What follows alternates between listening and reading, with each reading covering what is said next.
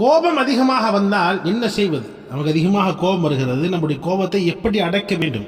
நாயகம் ஸல்லல்லாஹு அலைஹி வஸல்லம் அவர்கள் அழகாக அபூதாவூத் ஷரீஃபிலே நமக்கு ஒரு அழகான ஒரு ஹதீஸை சொல்லி காட்டியிருக்கிறார்கள்.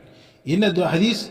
இறுதி நபி ஸல்லல்லாஹு அலைஹி வஸல்லம் அவர்கள் கூறினார்கள், உங்களில் ஒருவருக்கு நின்று கொண்டிருக்கும் பொழுது கோபம் ஏற்பட்டால் அவர் உட்கார்ந்து கொள்ளட்டும் என்பதாக சொன்னாங்க. சுப்ஹானல்லாஹ். நிற்கும் போது பேசிட்டு இருந்தோம், திடீர்னு கோபம் வருது, கோபத்தை அடக்க முடியவில்லை என்பதாக சொன்னால், நின்றுட்டு இருந்தோம் என்பதாக சொன்னால் உடனடியாக உட்கார்ந்து விட வேண்டும் என்பதாக சொன்னாங்க.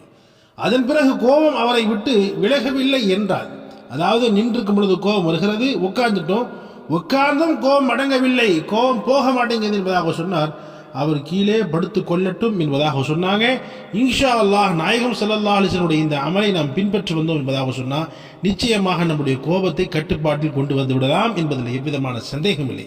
எனவே நிற்கும் போது கோபம் வந்தால் உட்கார்ந்து விட வேண்டும், உட்காரும் போதும் கோபம் அடங்கவில்லை என்று சொன்னால் நாம் உடனடியாக கீழே படுத்துக் கொள்ள வேண்டும். இன்ஷா அல்லாஹ் அந்த கோபம் உடனடியாக அடங்கிவிடும் என்பதாக நபிகள் நாயகம் ஸல்லல்லாஹு அலைஹி வஸல்லம் கூறியிருக்கிறார்கள்.